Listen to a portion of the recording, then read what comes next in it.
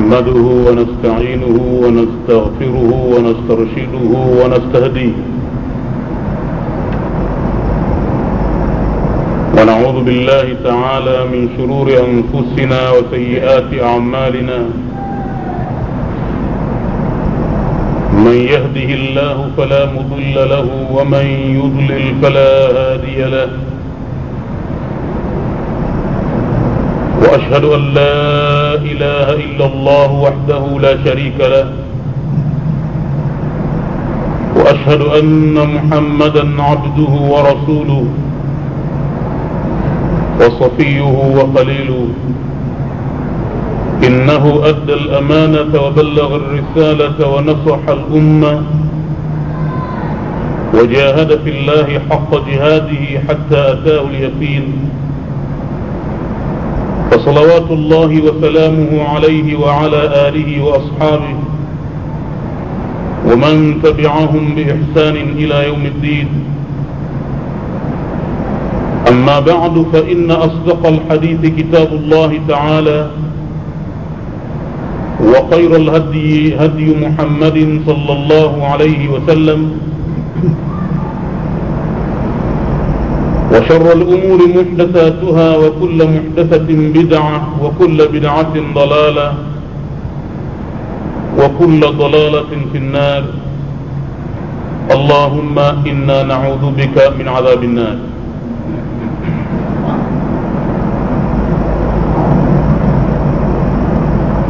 باب الاقتصاد في الطاعة. katika kitabu Riyadhus Salihin tumefikia kwenye mlango wa 14. Mlango wa 14 katika kitabu cha Riyadhu unaitwa babul iqtisadi fi taa, mlango wa kufanya kwa kiasi ibada za sunna. Yani asije akavamia mtu matendo ya dini mpaka yakawa ni mzigo mkubwa amebeba, kiasi ambacho ama akaja akachukia ibada au akaja akachoka au hatimaye zikaonekana kwamba zinamshinda ibada, au mwisho akaamua kuachilia mbali kwa sababu alivamia, alifanya katika kiwango ambacho kimezidi mno. Katika ibada za sunna kwa hakika zinataka zifanywe kwa kiasi maalum, kiasi cha mtu anachoweza kubeba. Ama ibada za fardhi hakuna kupunguza wala hakuna kuzidisha. Ibada ya fardhi yatakiwa itekelezwe vile vile ilivyoamriwa. Ama katika ibada za sunna yataka mtu afanye kwa kiasi. Katika mlango huu tumeona al-Imam an-Nawawi sahibu Riyadhus Salihin, yeye ambaye ndiyo mwandishi wa Riyadhus Salihin, kama kawaida yake kila mlango huo anaofungua kwa aya munasaba na mlango huo, na mlango huu vile vile ameufungua kwa aya za Qur'ani zilizo mnasaba na mlango wenyewe. Aya ya mwanzo aliyofungulia mlango huo, qala Allah ta'ala Taha ma anzalna alayka al-Qur'ana litashqa. Tulizungumza katika darsa za mwezi wa Ramadhani tafsiri ya Taha, kwa kuwa hicho ni kiapo ambacho Mwenyezi Mungu anaapa kwa harfu mbili te na he, kuwa ni miongoni mwa harfu 28 ambazo lugha ya Kiarabu ndiyo zinatamkiwa harfu hizo, na Mwenyezi Mungu ameteremsha Qur'ani kwa lugha ya Kiarabu. Ikiwa watu wanaona ya kwamba maneno haya yanaweza yakatamkwa na binadamu kwa fikra zake, basi Mwenyezi Mungu anaapa kwa harfu ya ta na ha ya kwamba ni harfu hizo hizo 28 nyinyi mzitamka, basi ikiwezekana na nyinyi tamkeni maneno kama hayo, ili ipate kuonekana kwamba na Muhammad vile vile ametamka kama walivyotamka wengine.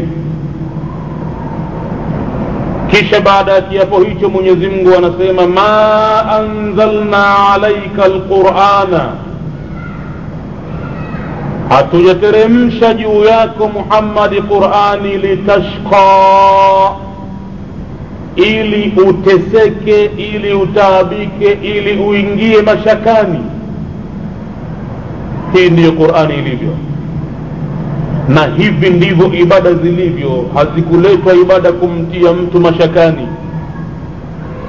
Kadiri mtu atavyoona ya kwamba amebeba mzigo mzito wa ibada, basi hajafahamu bado ibada ni nini, au anatenda ibada vile ambavyo sivyo zilivyoamrishwa. Ndiyo maana anaona amebeba mzigo mzito. Lakini akifahamu ibada ni nini na akawa anatekeleza vile ambavyo imeamrishwa, ibada ataishangilia, ibada ataiona nzuri, ibada ataiona ndiyo starehe yake, na atajiona hana raha mpaka afanye ibada. Hapo kiwango hicho mtu akifika, inakuwa ibada ameifahamu ni nini na anaitekeleza vizuri. Tukasema ya kwamba walana fi hadhihi alayati mawqifun, nasi katika ufunguzi wa aya hizi katika mlango huu tuna kisimamo maalum, lazima tuzingatie kwenye kisimamo hicho. Aya hizi kwa hakika zilisababisha kutokezea tokeo kubwa katika tarehe ya Uislamu. Taha ma anzalna alayka alqur'ana litashqa, ni aya ambazo zimesababisha kutokezea tukio kubwa mno katika tarehe ya Uislamu. Waislamu hawachoki kujikumbusha tokeo lilotokezea kwa mnasaba wa kuteremshwa aya hizi. Taha ma anzalna alayka alqur'ana litashqa illa tadhkiratan liman yakhsha tanzilan mimman khalaqa al-ardha was-samawati al-'ula ar-rahmanu 'ala al-'arshi istawa lahu ma fi as-samawati wa ma fi al-ardi wa ma baynahuma wa ma tahta ath-thara wa in tajhar bil qawli fa innahu ya'lamu as-sirra wa akhfa. Allahu la ilaha illa hu lahu al-asma'ul husna. Ni sehemu ya mwanzo ya sura Taha. Ina tarehe kubwa sana sura hii wakati ilipoteremka. Tarehe yenyewe ni kama wanavyotusimulia wanaoeleza tarehe ya Uislamu, wanasema ولما قدم عمرو بن العاص وعبد الله بن أبي ربيعة على قريش. Tokio lenyewe la sura hii kuteremka kwake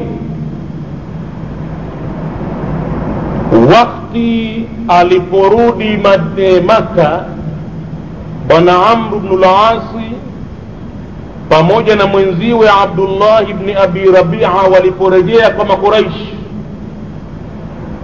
baada ya kutumwa wende kule Habash, Abisinia, kwenda kutia fitna kwa Waislamu wa mwanzo waliohajiri kuelekea kule.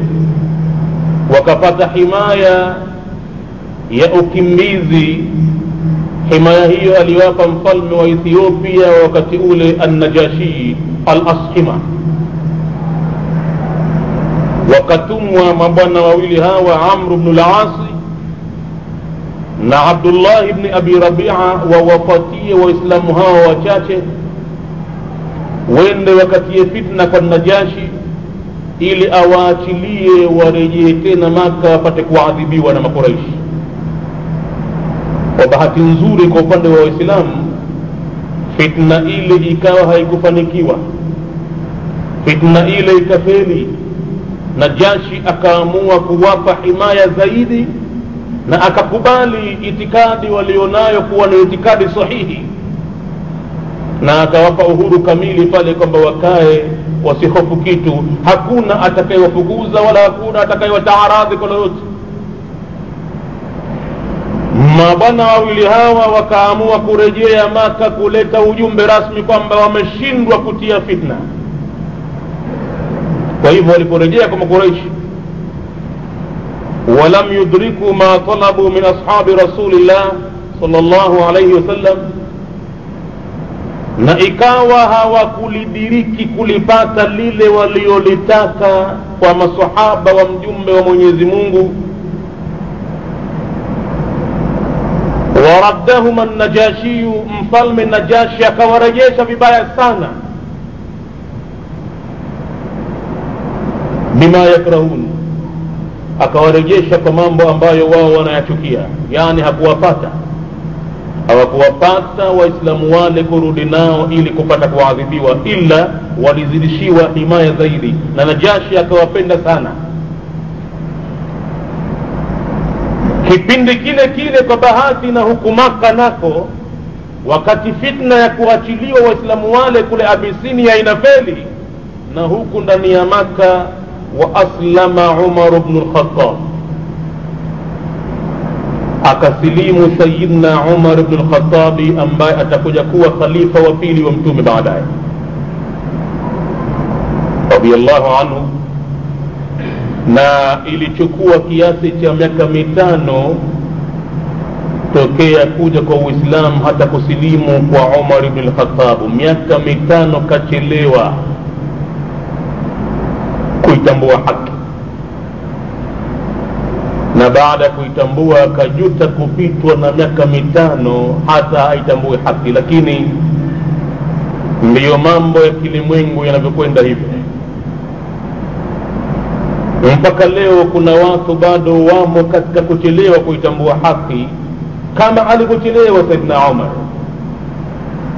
Sababu iliyomfanya achelewe Saidina Umar kuitambua haki ni kusikiliza uvumi unaozungumzwa nje bila ya kufuatilia mambo yeye mwenyewe. Mtu anabaki kusikiliza uvumi ya kwamba watu fulani ni wazushi, watu fulani wanaharibu, watu fulani wanakataza watu kusoma maulidi, watu fulani wanakataza watu kusoma Qur'ani, watu fulani hivi, watu fulani hivi, na mtu anabaki kusikiliza uvumi nje. Hafanyi utafiti mtu akataka kuthibitisha kwamba ni kweli hawa waovu au anachokisema ni haki. Anabaki mtu kusikiliza uvumi na anauamini uvumi ule. Matokeo yake anabakia nyuma, anakawia kuitambua haki. Maisha yanakuwa haki haijui, iko mbali na yeye haki. Akifanya ibada zake anarembea, anavuruga, anatupa, na kumbe wale ambao pengine aliambiwa ni watu wa batil ndio watu ambao wanaitambua haki, ndio wanaojitahidi kuifuata haki. Pengine angelifanya utafiti akawajua wale ni nani, angepata kufanikiwa na yeye vile vile akaitambua haki mapema. Lakini kwa bahati huwa anakawia kuitambua haki. Saidna Umar naye vile vile alikuwa akisikiliza uvumi. Uvumi alousikiliza ni kwamba Muhammad amekuja na mambo mabaya sana, mambo ya kufarikisha watu na dini yao, dini asili, dini ya wazee. Amekuja na itikadi ya kuabudiwa Mungu mmoja, amekuja na itikadi ambayo watu hawaitambui. Watu wanaamini pale pana waungu wengi, masanamu. Kwa hivyo Muhammad amefarikisha mtu na ndugu yake, mtu na mkewe, mtu na mzee wake kwa itikadi hiyo. Ikawa yeye amechelewa Saidna Umar mpaka kufikia miaka 5 baada ya kuja Uislamu pale Maka. Lakini baada ya miaka 5, wakati kule Habash Abisinia fitna ya Makureishi na feli kwa kuachiliwa Waislamu kuja kuwatesa, huku Maka nako anasilimu Saidna Umar sasa. وكان رجلا ذا شكيمة لا يرام ما وراء ظهره. na Saidna Umar pamoja na kuchelewa kwake kuitambua haki alikuwa ni mtu mshupavu, mtu mwenye nguvu, mtu hodari, mtu ambaye alikuwa ni mkali mno, na hata kwa mapambano ya kivita alikuwa shujaa. Ushujaa wake haukuwa unaweza kuzimwa na yoyote au na kikundi chochote. Usilimu kwake kulisababisha imtanaa bihi ashabu rasulillah, wakapata kuzuilika na shari ya makureshi, masahaba wa mtume waliokuwa wakiteswa, waliokuwa wakionewa, waliokuwa wakifanya ibada kwa siri. Sasa ikabidi ibada ifanywe kwa dhahir, na ikabidi waipata himaya nzuri sana kwa Umar kusilimu. Na vile vile siku zile zile Abi Hamza akasilimu Saidna Hamza kipindi kile kile baada ya kusilimu Saidna Umar tu, hazikuchukua siku nyingi akasilimu Saidna Hamza vile vile. Hata azza Quraishan, kwa hali hiyo Waislamu ndio wakaanza kuwashinda makureshi. Sasa makureshi wakaanza kujiona wanyonge baada ya kutokwa na watu wawili hawa, Umar na Hamza. Wakana Abdullah ibn Mas'ud yakul, sahaba wa mtume bwana Abdullah ibn Mas'ud alikuwa na usemi akisema, ma kunna naqdiru an nusallia inda al-Kaaba, sisi waislamu wa wakati ule hatukuwa tukiweza sisi kusali mbele ya al-Kaaba, hatta aslama Umar ibn al-Khattab, mpaka aliposilimu Umar ibn al-Khattab ndipo tulipothubutu kwenda al-Kaaba kusali hivi hivi mbele ya macho ya watu. Lakini kabla ya hapo hatukuwa sisi na uwezo wa kwenda kufanya ibada pale. Ibada zetu zilikuwa kwa vichochoroni, zinafanywa ndani ya chumba kwa siri, mtu asisikie. Falamma aslama, aliposilimu Sayyiduna Umar, qatala Quraishan, akaanza kupambana nao kwa nguvu makuraish, hatta salla inda al-Kaaba, mpaka akawashinda na akasali mbele ya al-Kaaba. Anasema Abdullah ibn Mas'ud, wa sallaina ma'ahu, na sisi vifefe vinyonge vinyonge tukabahatika kusali na yeye Saidna Umar mbele ya al-Kaaba. Wa kana islamu Umar, na uislamu wa Saidna Umar ulikuwa baada khuruji man kharaja min ashabi rasulillahi sallallahu alayhi wasallam ila al-Habasha, ni baada ya kutoka wale waliotoka katika masahaba wa mjumbe wa Mwenyezi Mungu kuelekea Habasha. Huku nyuma ndiko alikosilimu Saidna Umar. Wa kana islamu Umar anna ukhtahu, na sababu iliyosababisha kusilimu Saidna Umar ni kwamba dada yake Fatima binti al-Khattab alikuwa akiitwa Bibi Fatima binti al-Khattab, kanat qad aslamat, alikuwa bibi huyu amesilimu naye vile vile. Wa aslama ba'luha Sa'id ibn Zaid, na Bibi Fatima akabahatika kwamba akasilimu na mumewe vile vile ambaye akiitwa bwana Sa'id bin Zaid. Wa huma mustakhfiyani islamahuma min Umar, na ikawa bibi na bwana, mtu na mumewe hawa wanauficha uislamu wao asije akausikia Umar, kwa sababu siku hizo kabla ya kusilimu kwake Saidna Umar alikuwa yoyote ambaye yuko katika milki yake au hayuko kwenye milki yake, akimsikia mkureshi yoyote amesilimu anamuadhibu vibaya sana mpaka artadi, mpaka awachilie mbali dini ya Uislamu. Kwa hivyo Fatima na mumewe Said bin Zaid wakaamua kuuficha Uislamu wao kwa siri kubwa sana asiusikie Umar.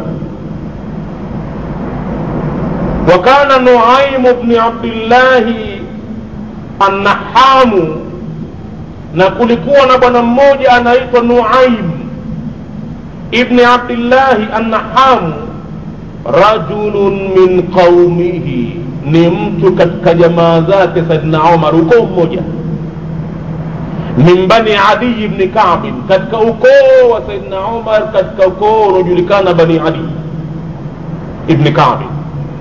Bwana huyu Nuaim qad aslama, na yeye pia kipindi kile alikuwa amesilimu. Wa kana aidan yastakhfi biislamihi, na yeye vile vile alikuwa akificha uislamu wake, farqan min qaumihi ay khawfan min qaumihi, kwa ajili ya kuwaogopa watu wake. Lakini bwana huyu alikuwa na suhba kubwa na Saidna Umar bin Khattab.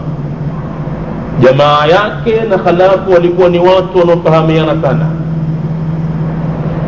Wa kana Khabbab ibn al-Arati, na kulikuwa na mtu mwingine aliyekuwa akiitwa Khabbab ibn al-Arati,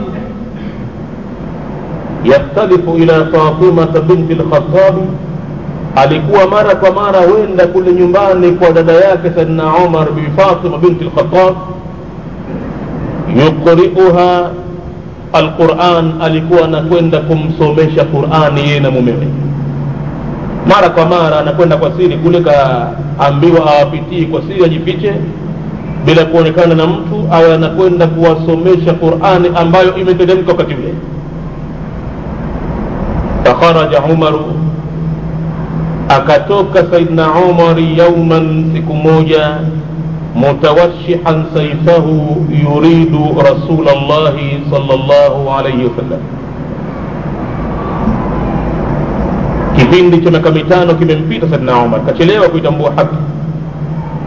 Hapa sasa hivi alikuwa si Muislamu bado, na siku moja akatoka hali ya kuwa ametia upanga wake kwenye ala, upanga ulionolewa vizuri,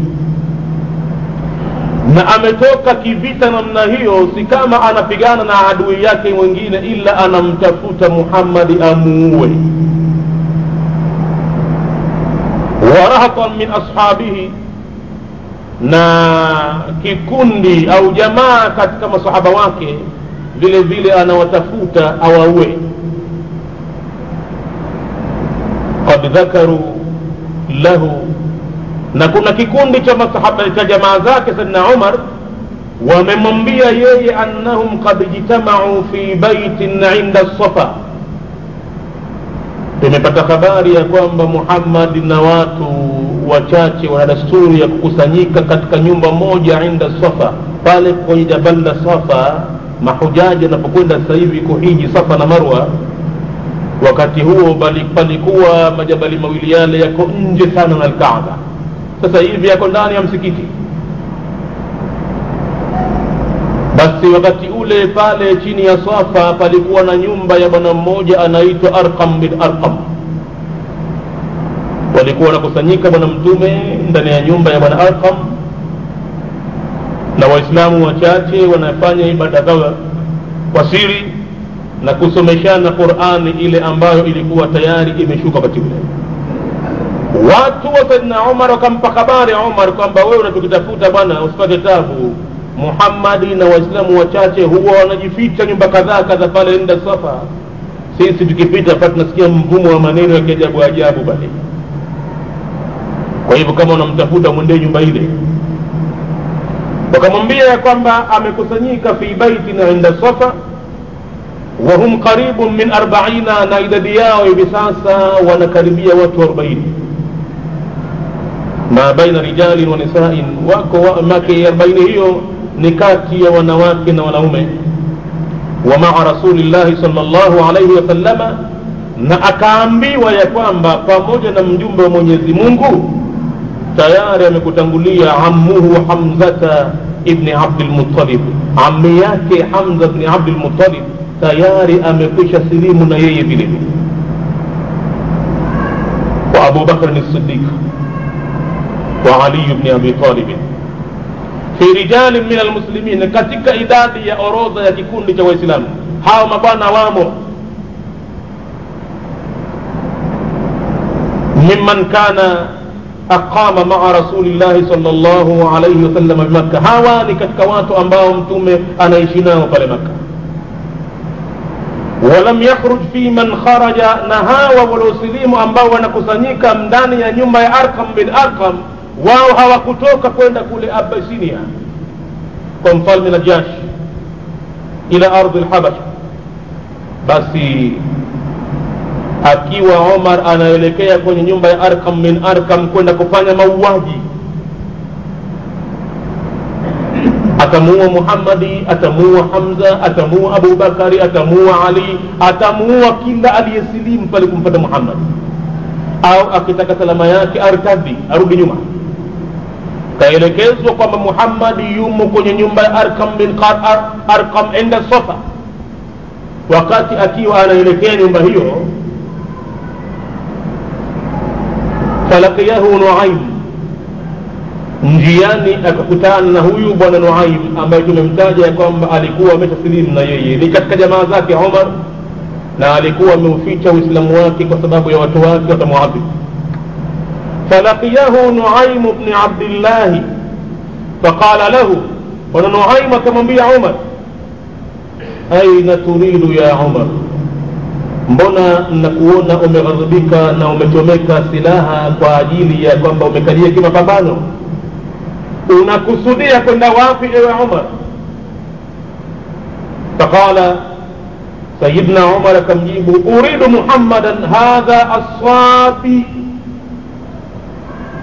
namkusudia huyu Muhammad ambaye ni msubai. Msubai anakusudia kwamba ameleta dini mpya tusiyoielewa sisi na wazee wetu, amekuja na dini ovu. Hivyo ndio fikra yake inavyomwambia wakati ule Umar, amekuja na dini nyingine. Alladhi, huyu ni yule ambaye faraka amra Quraish, ameligawa, amefarikisha jambo la Makuraishi. Wasaffaha ahlamaha, na akazifanya ni pumbavu akili zao zote. Kawatoa maanani Makuraishi.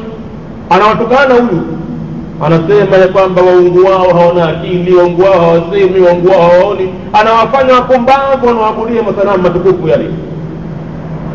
Wakati ule kwake masanamu yale ilikuwa ni waungu watukufu. Anamwambia wasaffaha ahlamaha waaba dinaha, na akatia aibu dini yao Makuraishi.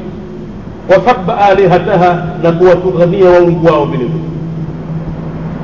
Basi kwa hivyo mimi ninakwenda kwa Muhammad na ninakupa waziwazi, nikimkuta faaqtulahu, ili nimuue. Hiyo ndio dhamira ya Umar kumtafuta Muhammad wakati Mwenyezi Mungu anamvuta katika haki ili apate kuiona. Na ifuata, فقال له نعيم بن عبد الله النحام, bwana Nuaimu akamjibu Sayyidina Umar akamwambia, wallahi laqad gharratka nafsuka min nafsika, mimi nakuapia kwamba imekudanganya nafsi yako ndani ya nafsi yako. Nafsi yako imejidanganya mwenyewe. Wewe ni mtu ambaye umedanganyika kutokana na nafsi yako mwenyewe. Kwa nini unaniambia hivyo Nuaym? Akamwambia, nakwambia hivyo ya kwamba atara bani Abdi Manafi, hivyo wewe unawaona hawa ukoo wa bani Abdi Manafi, tarikika tamshi ala al-ardhi, watakuacha wewe unakwenda mapana na marefu katika ardhi. Waqad qatalta Muhammadan, na huku ukiwa ushamuua Muhammad. Unadhani hapa Maka kila mtu ambaye ni ukoo bani Abdi Manafi atakuachilia wewe utembee hapa? Imekudanganya sana wewe nafsi yako hata ukaona hivi. Nionavyo mimi basi lenye maana ambalo wewe ulifanye, afala tarji'u ila ahli baitika, kwa nini urejei kwa watu wa nyumbani kwako waliokuhusu wewe mwenyewe? Muhammad si jamaa yako, si mwanao, si ndugu yako. Wewe ni ukoo wa bani Adi, huyu ni ukoo wa bani Abdi Manafi. Abdi Manafi hawakuachi wewe ukimtumbua huyu, pamoja na ukafiri wao wanaomfanyia kumkatalia dini aliyopewa na Mola wake ili kuifundisha, lakini katika mauaji watakuwa kitu kimoja na ndugu yao huyu na mtoto wao huyu. Mimi naona bora urejee kwa watu wa nyumbani kwako mwenyewe, fatukima amrahum, upate kwenda kulisimamisha jambo lao wewe, jambo lao hao jamaa zako. Qala Saidna Umar akamuuliza bwana Nuaym, wa ayu ahli baiti, wewe unakusudia kwamba mimi nirejee nyumbani kwa watu wangu, kwani kuna mtu wangu ambaye yeye anamfuata Muhammad? Hivyo kweli anaweza kutokezea mtu katika ukoo wa bani Adi kama mimi akawa anaingia kwenye upuuzi kama huu. Kumbe na yule anaosema naye pale Nuaimu ni katika Bani Adi, kishampata Muhammad, lakini haitokezeshi imani yake. Huyu Nuaimu alikuwa anamfifirisha vile kwenye akili yake, anamuepusha mtume wa Mungu na shari, anampeleka kwa ndugu yake ili mtume apate kusalimika na shari yake.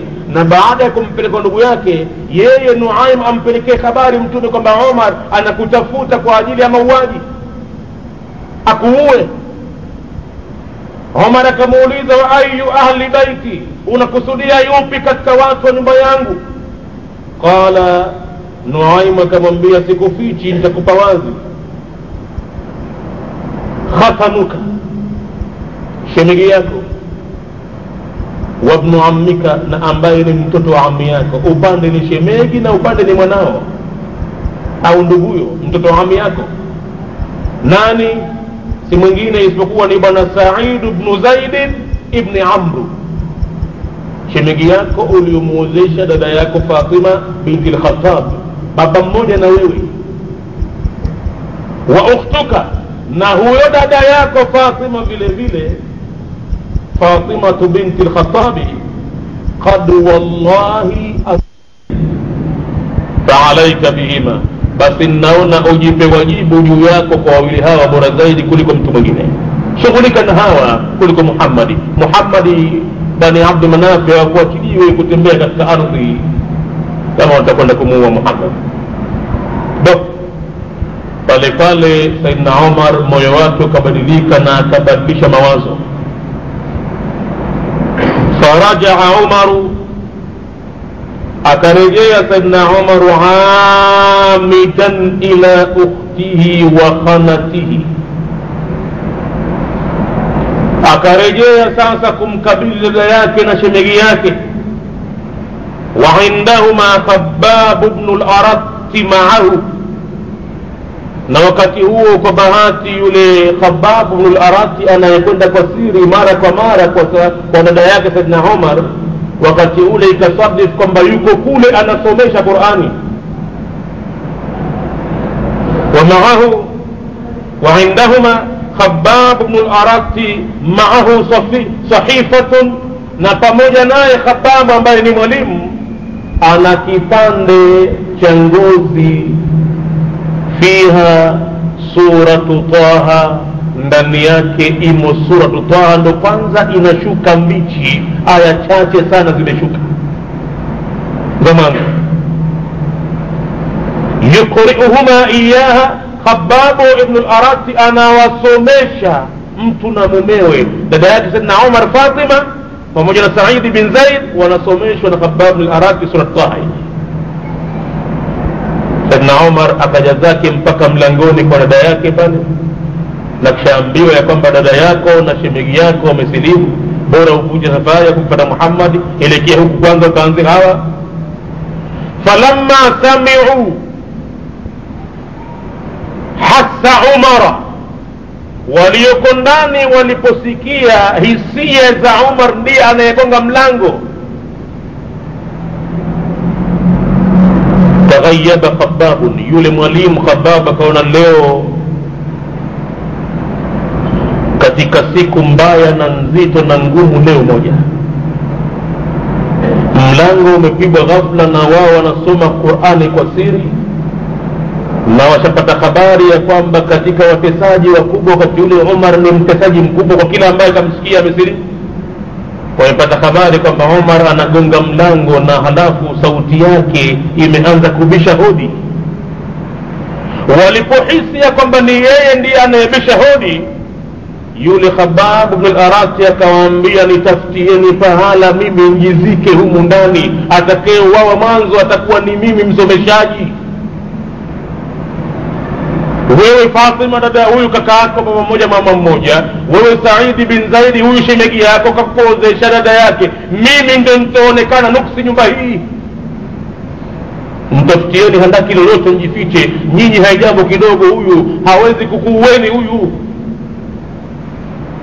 Fataghayyaba Khabbab, akajificha Khabbabu fi makhta'in lahum, katika makhdai yao. Na hii makhdai, wakati ule Waarabu wakijenga nyumba, jinsi ya ujahili uliokuweko duniani na uharamia, ndani ya nyumba huwa kuna kijumba chengine cha siri ambacho watu kitokezea hali ya hatari huenda akajizika mtu ndani ya nyumba ya siri, ndani ya nyumba.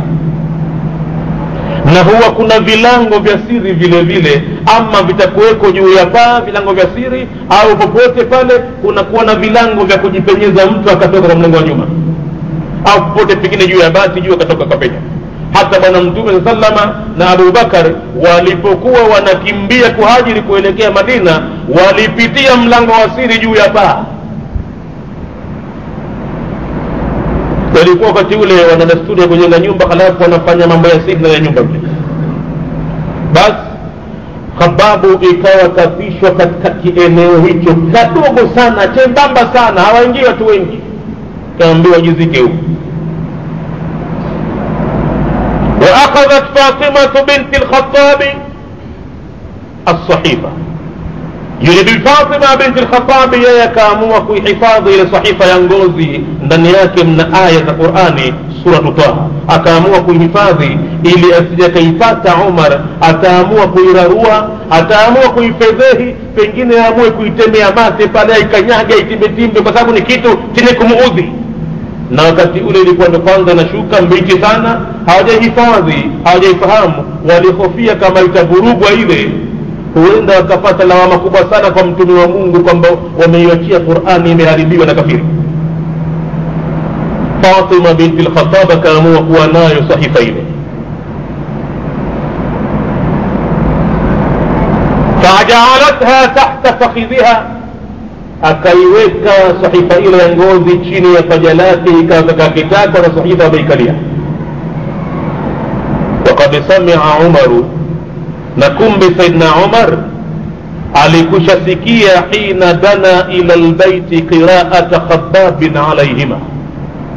Kumbe pale alifika kitambo, akajibanza chini ya mlango, akawa amesikia maneno ya kigeni ambayo sauti ya Khabbab anaifahamu. Akafahamu Khabbab anawasomesha mtu na mumewe Qur'ani.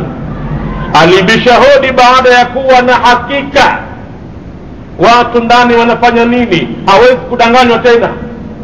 Hodi ameibisha baada ya kupata ithbat kwamba watu kweli wamesilimu na wanasoma maneno mapya mapya, wanamtaja Mungu ambaye wao hawamuelewi, wanamtaja Mungu ambaye siye wanayemuadhimisha. Kama wanamjua tu muumbaji wa mbingu na ardhi, lakini siye wanayemuabudu.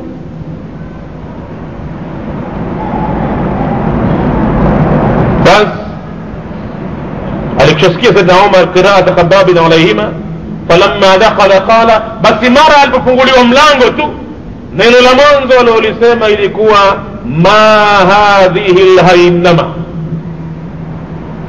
Ni maneno gani haya yasiofahamika, allati sami'tu, ambayo mimi nimesikia punde hapo nje. Hakuna salamu alaikum, hakuna je hamjambo. Baada ya kuingia ndani tu anawaambia ma hadhihi alhaynama allati sami'tu, ni maneno gani yasiofahamika ambayo mimi nimesikia hivi punde. Qala Fatima na mumewe kwa pamoja wakamjibu, ma sami'ta shay'an Umar, hukusikia chochote. Hebu tizama masikio yako, yamekudanganya nini? Umesikia nini? Hukusikia kitu bwana. Sisi tunazungumza mambo ya kawaida, mimi na Saidi bin Zaidi shemegi yako huyu, tunapanga mambo ndani ya nyumba, chakula chetu, watoto wetu, na hivi na hivi na hivi. Hukusikia kitu Omar, ni mambo kawaida tu. Na huku wanajibu jawabu ile wakiwa na guilty conscious. Unajua mtu akiwa na jambo limemtanza, basi kidogo kuna alama ndani ya uso wake, kuna alama ndani ya mwili wake inaonyesha kwamba kidogo hali si nzuri. Qala bala, Saidna Umar akawajibu hapana, wallahi laqad ukhbirtu, mimi sasa ninaapa kwa Mwenyezi Mungu, huyo mnamwabudu nyinyi, kama mnaniamini basi mimi nishapewa habari annakuma tabatuma Muhammadan ala dinihi, ya kwamba nyinyi wawili mmeshamfuata Muhammad juu ya dini yake. Sasa habari inatoka kwa mimi, kwa hivyo hakuendelea na kuuliza tena baada ya sentensi ile, isipokuwa alianza uvamizi. Na wa mwanzo aliomvamia wa batasha bikhanatihi Sa'id ibn Zaid, alianza kumvamia shemegi yake Sa'id ibn Zaid kwa vibao, akaanza kumshambulia, akawa anampiga. falamma fa'ala dhalika faqamat ilayhi ukhtuhu, dada yake alipoona mumewe anashambuliwa akasimama kumdefend, akasimama kutaka amtetee mumewe. فقامت إليه أخته فاطمة بنت الخطاب لتكفيه عن زوجها إليكم كندا مميز فيك وزيدي بل سيد بن زيد. فقامت إليه أخته فاطمة بنت الخطاب لتكفيه عن زوجها فضربها فشجها. عمر الفونا دداياك نمزنغ زنغ hapati kumshambulia vizuri Said bin Zaidi, aliamua kumtia adabu kidogo mwanamke yule, akachomoa upanga akampia kwa bapa ya upanga, akamkata kidogo. Fadarabaha, akamsukumia upanga lakini kwa nyuma, bapa ya upanga sio makalini. Hata hivyo fashajjaha, akampasua kichwani, ikawa dada yake atoka damu.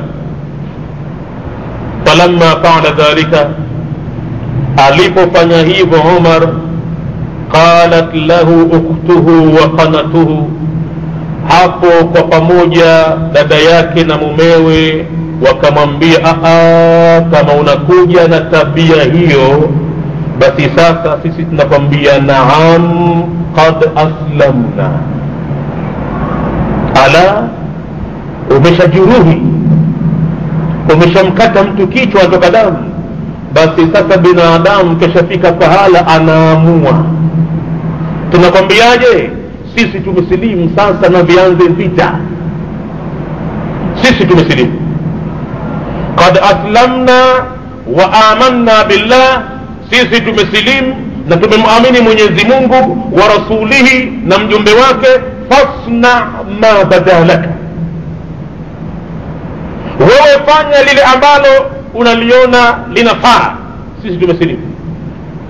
falamma raa Umaru ma bi ukhtihi min ad-dami, lakini Saidna Umar badili ya kupandisha ghadhabu kwa maneno hayo, alipoona dada yake anavuja damu nyingi kichwani na wale wamevinjari sasa wanasema waziwazi wako tayari kwa lolote, kidogo alirudi nyuma. Mwenye akili timamu hapo anapoona hali kama hiyo, huwa anajiuliza, hawa lazima kitu ambacho kimewasababisha sasa kusema potelea mbali, lazima ni kitu ndani yake kina ukweli. Binadamu anapofika mpaka anaamua hivyo, ikiwa ni jambo la itikadi linampeleka hivyo, anaamua kwamba sasa potelea mbali na nife kwa ajili ya itikadi yake ya Mwenyezi Mungu, basi sasa hapo inabidi mtu ajiulize, huyu kwani kaamini nini? Kitu gani kilichomfikisha hapo? Huyu anajielewa Umar, hakuna mtu anaweza kumbarizi yeye. Itakuwaje leo dada yake na yule Said bin Zaid mnyonge kabisa wasimame kinaga ubaga kumwambia kwamba fanya unavyoona, sisi tumesilimu? Kidogo hapa akatambua kwamba hapa liko jambo, na hususan alipoona damu inamvuja dada yake.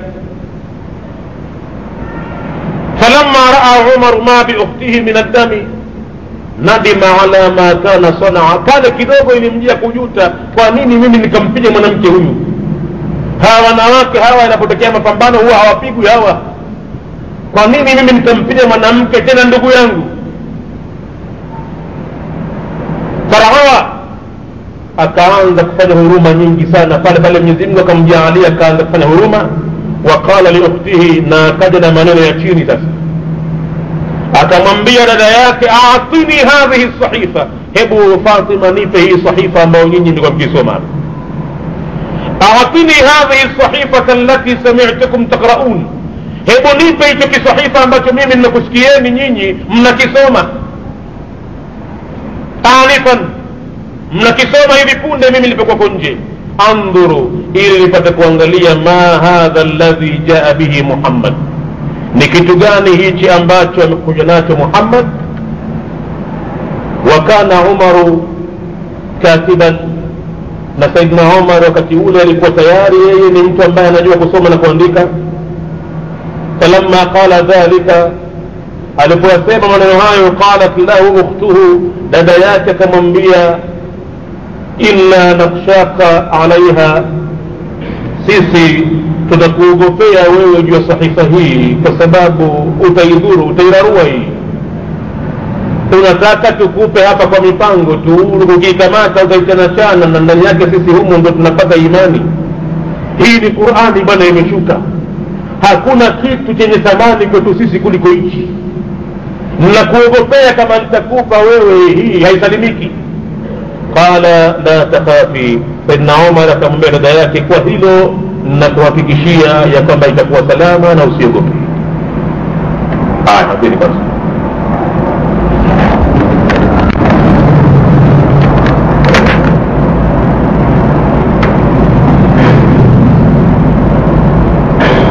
Qala la takhafi, Saidna Umar akamwambia dada yake usiogope kwa jambo hilo. Wa halafa laha bialihatihi, sasa akamlia kiapo kwa waungu wake masanamu kwamba anataka aaminiwe. Na wale wanamjua Umar wakati ule anapoapa kuapia masanamu, basi huwa ni mkweli kuliko aliposema wallahi wakati huo nyuma. Na ndivyo alipokuwa kila mushrik anapowataja masanamu yake, basi muamini kwamba anasema kweli. Akikwambia naapa wallata wal uzza, basi msadiki anakwambia kweli. Ndio imani yake imekuwa nzito zaidi kwa wataja wale. Wa halafa laha bialihatihi, akawalia yamini kwa waungu wake masanamu, la yaruddannaha, atairejesha sahifa hiyo idha qara'aha ilaiha, wakati atapoisoma.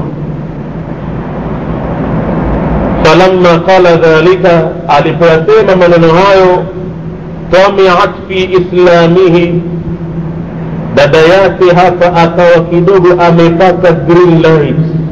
Kuna kitu Mwenyezi Mungu alimuonyesha, lazima huyu isijekuwa anataka kusilimu huyu. Madhali anaapa sasa kuwataja waungu, na akishasoma atairejesha, anaamini kwamba anasema kweli. Na akaona huyu pengine anataka kusilimu huyu, au itamuathiri katika hii, ataifahamu haki mara moja tu. Faqalat lahu, lakini pamoja na hayo dada yake akamwambia, ya akhi innaka najasun, kaka yangu na samahani sana, wewe ni najis, wewe ni kafir, wewe mushrik. Innaka najasun ala shirkika, wewe ni mtu najis, ni mchafu juu ya shirki yako ulionayo. Wa annahu la yamassuha illa tahiru, na hii Qur'ani haikamati illa aliyekuwa tahir, kwa maana awe muislamu. Fakama Umar, pale Umar akaambia, kwa hilo vile vile mimi nitakuridhisha, nieleze nifanye nini mimi mpaka niwe msafi. Unavyotaka niambie. Hani nitakavyo ukoge, baada ya kukoga ni kuonyeshe namna ya kutawadha. Usiulize kitu wakati ule kwamba je udhu wa kafe unaingia au ingii. Wakati ule sheria hazipo, sheria zimekuja Madina, pale watu wanafanya jambo wanalofahamu wao wenyewe tu. Na Fatima anamjibu kiacha logic anayoelewa yeye mwenyewe tu, kwamba anataka kumuonyesha matukufu ya dini yalivyo. Na Omar anaambia, mimi niko tayari, vyovyote utakavyo nitafanya. Akamwambia, basi kakoge nikuone, nikufundishe namna ya kutia udhu, halafu ndo nitakupa kama sahifa hii. Likaonekana jana dume lile Omar linaweka upanga chini na linakwenda kujitia maji, anarudi maji yanamchuruzika kichwani, anaonyeshwa namna ya kutawadha, anatawadha.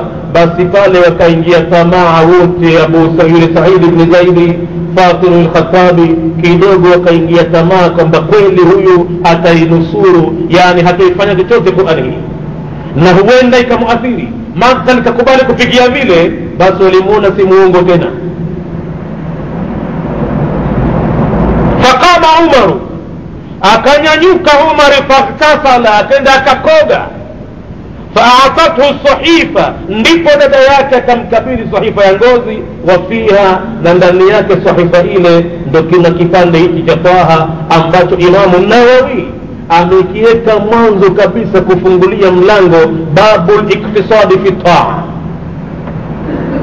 mlango wa kupunguza katika ibada za sunna, mtu zisizomuelemea ibada za sunna mpaka zikawa ni mzigo mzito akashindwa na akawa anachukia mambo ya ibada.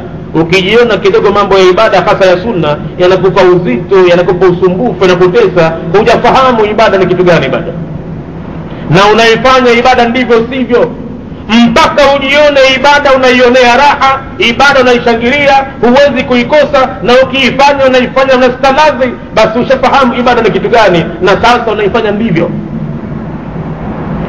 Ili tuuelewe vyema mlango huu wa iktisadu fi taa, hebu sikiliza kipande cha sura Taha, aya zake za mwanzo ambazo zimeshuka wakati ule zinazungumza habari gani.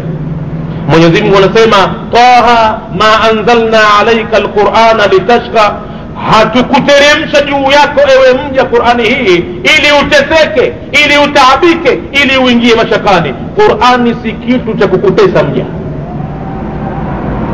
na ukijiona muislamu mpaka leo Qur'ani inakutesa, inakutaabisha, inakupa taabu kuisoma, fanya wasiwasi mkubwa na uislamu wako. Hii ni black and white, mtu anaambiwa hivi kinaga ubaga. Anza kutilia mashaka uislamu wako ukoje na kitabu cha Mungu ikiwa kinakutesa, kinakutaabisha, hujui kukisoma vizuri. Haikuletwa ikutese hii, imeletwa hii uionee ladha kubwa. Kila umri wako unapoendelea mbele unahakikisha kwamba unaionea ladha Qur'ani zaidi, unastarehe sana ukiisoma. Kama ulisoma mwaka jana, sasa hivi mwaka huu unaisoma vizuri zaidi. Haikuletwa Qur'ani hii mtu imtese, aingie mashakani, aingie gharama aka kitabu.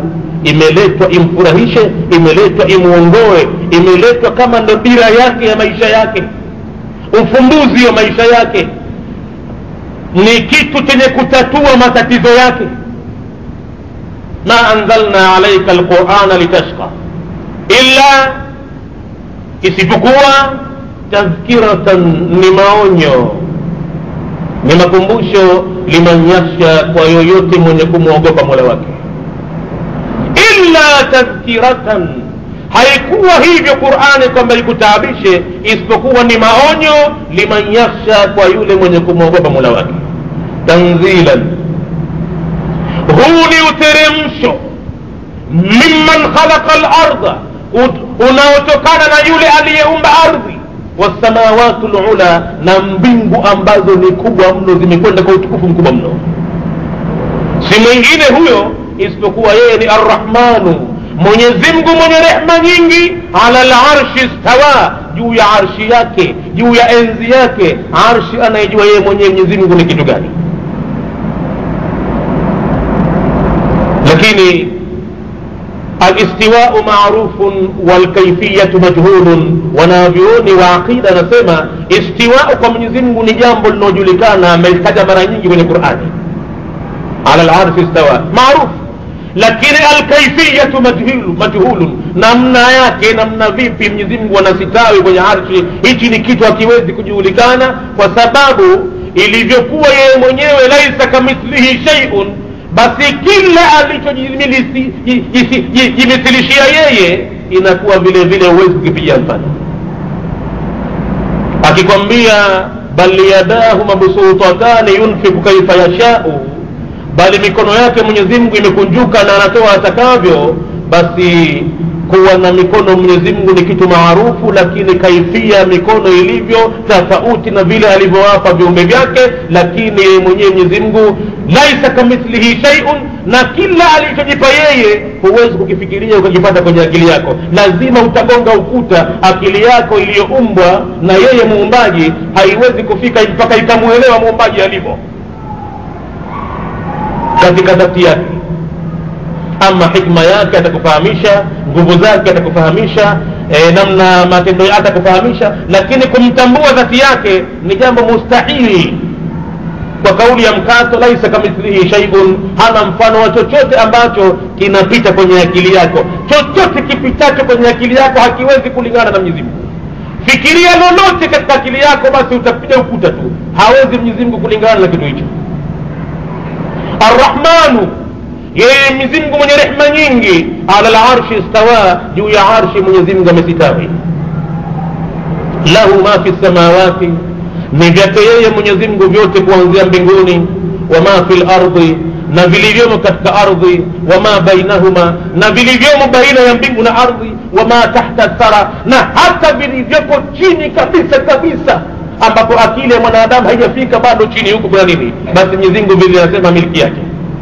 Wa in tajhar bil qawli, Mwenyezi Mungu huyo kama utajihirisha katika maneno yako, ikiwa utaamua umwite kwa taabu upate taabu, basi yeye fa innahu ya'lamu sirra wa akhfa, kwa hakika anajua siri na ile ujifiche kuliko siri Mwenyezi Mungu anajua. Usipate taabu bure, utaka ufanye siri maneno yako au ufanye dhahiri maneno yako, yeye anajua siri na dhahiri.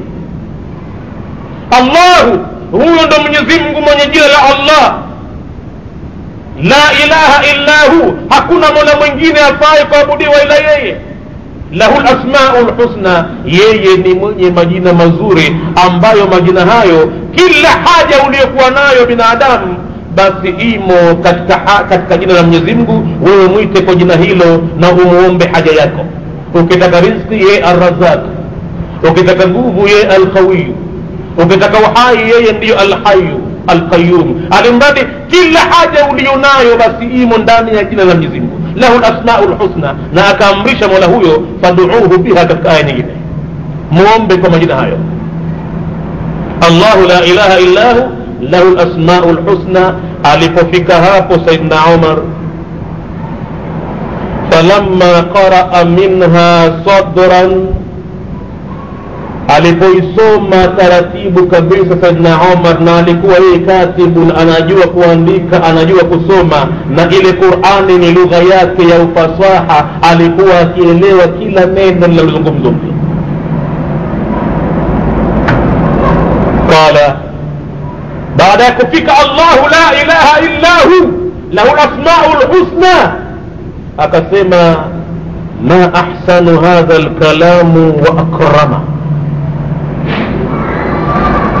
Huku anatikisa kichwa na anaonekana amebadilika sura yake, amebadilika rangi ya mwili wake, amebadilika hali yake alionayo, mpaka sauti anayosemea sasa sio ile sauti aliyoingilia ya ghadhabu na kutaka mapambano. Sasa anazungumza kwa sauti ya unyonge, sauti ya chini, sauti ya mtu ambaye anakaribia kwenye kilio, anataka kulia nusra alie. Anasema ma ahsanu hadha al-kalam, uzuri ulioje wa maneno haya, wa akrama, na utukufu ulioje wa maneno haya. Falamma sami'a dhalika Khabbab, yule aliyejificha kwenye pahala pasiri ndani ya nyumba, mwalimu Khabbab ibn al-Arati, aliposikia sentensi hii kwa Umar, yale yote anayokwenda pale, mimi siitani au siiguse, wewe najisi, sasa nifanyeje mimi, kakoge, anakwenda bado. Khabbab yuko kwenye kihandaki, anatetemeka, sema hapana salama hapa. Kwa Umar ilivyo hali yake, hapana salama hapa, hii karatasi akipewa ataichana na ataua tu. Mpaka aliposikia sauti ma ahsanu hadha al-kalam, uzuri ulioje wa maneno haya, wa akrama, na utukufu ulioje wa maneno haya. Falamma sami'a dhalika Khabbab kharaja ilayhi, hapo ndipo alipotoka kumtokea Umar. Faqala lahu ya Umar, katoka mbio huku amejawa na furaha, akamwambia ewe Umar, wallahi mimi ninakuapia kwa Mwenyezi Mungu ninayemwamini, inni la arju an yakuna Allah qad khassaka bi da'wati nabiyyi.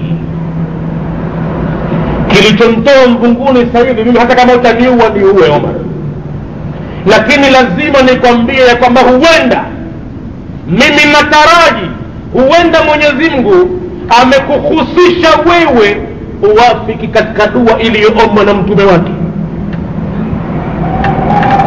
Nataraji kwamba utakuwa wewe umehusishwa na Mwenyezi Mungu kwa dua ya mtume wake Muhammad, bidawati nabiyihi.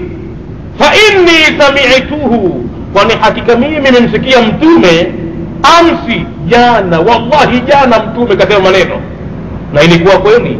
Jana yake mtume aliomba dua, wa huwa yakul, nimemsikia akisema Allahumma, Mwenyezi Mungu wewe, tunateswa namna kama hivi, tunauawa namna kama hivi, hawa nilionao wachache na adhibiwa namna kama hivi. Wakati huo baba yake Ammar bin Yasir kauawa mbele yake Ammar bin Yasir, na mama yake pamoja wameuawa vibaya sana mbele yake Ammar akiwa kafungwa. Mtume ilibidi pale hana la kufanya, akamkabidhi Mola wake, anamwambia Mwenyezi Mungu, aidil islama, na kuomba utie nguvu Uislamu, bi Abil Hakam ibn Hisham, kwa kumpa imani Abil Hakam ibn Hisham. Anamkusudia Abu Jahli.